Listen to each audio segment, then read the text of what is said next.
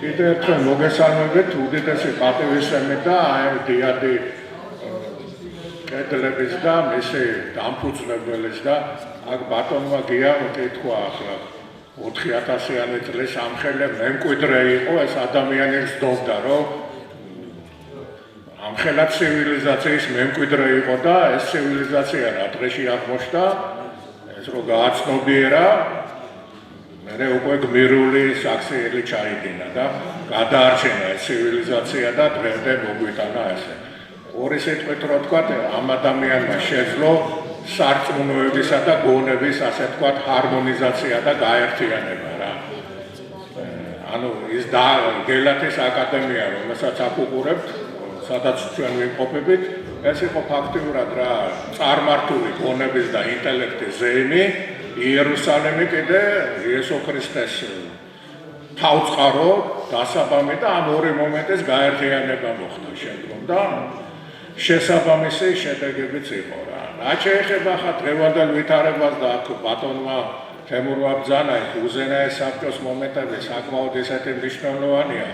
დამოუკიდებლობის გამოცხადების შემდეგ, როდესაც მოხდა ეს აუბედიტი სახელმწიფო გადატრიალებები და მსგავსი მოვლენები და რომელიც დღესაც გრძელდება საუბედურო და სახელს ვერ ართმევს სამწუხაროდ საზოგადოება ამას, მაგრამ ახლა დანარჩენი რა ახლა ბატონო თემო მინდა გითხრათ რომ უმთავრესი ერთ-ერთი რაც არის ამ სახელმწიფოებრიობის ასე თქვა გარანტი არსებობის ეს არის 31 მარტის საფუძველზე ჩატარებული რეფერენდუმი და 9 აპრილით დაგვირგვინებული ეს ყველაფერი. არანაკლებ მნიშვნელოვანი ის აღიარებები, რომელიც მოყვა ამ ყველაფერს და მოხდა ჩვენი ლეგიტიმაცია და ასევე აფხაზეთში ჩატარებული რეფერენდუმი იყოს თუ არა აფხაზეთი საქართველოს შემადგენლობაში.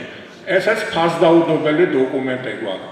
ასევე ეგრეთ წოდებული სამხრეთ ოსეთში გაუქმებული სამართლებრივად ჩვენი რომ ეს არის ფაქტიურად სამართლებრივი დემონტაჟი სამხრეთ ოსეთის რომელიც წარმატებით გამოხორციელდა და ძალიან დიდი ესტაფეტა გადაცემული ადამიანებს რომელსაც უნდა ეს პრობლემა მოაგვარონ. დიპლომატია, გეოპოლიტიკა, რა თქმა უნდა, ამ კომპლექსური სახით მინდა ეს ყველაფერი იქნას განხილული.